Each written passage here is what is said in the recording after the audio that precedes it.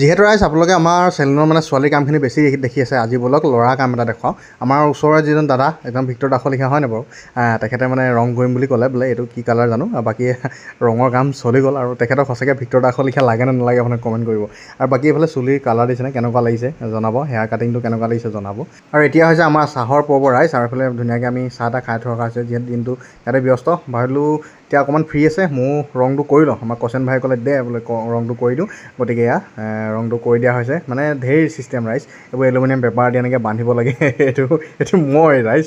বাকী আমাৰ বোৱাৰীয়ে ৰংটো চিলেক্ট কৰি দিলে, বাকী এইফালে মই মূৰটো ধুই লওঁ বোলো। প্ৰথমতে এটা কালাৰ ঘঁহে, যিহেতু এই 10 নম্বৰ কালাৰটোকে ঘঁহি দিছে, কেনেকুৱা লাগিব এতিয়া চাব দেই। এইখন মানে সাংঘাতিক ট্ৰিটমেণ্ট ৰাইজ, একদম পূৰা এলুমিনিয়াম পেপাৰ দি হেক চেক মাৰিব লাগে।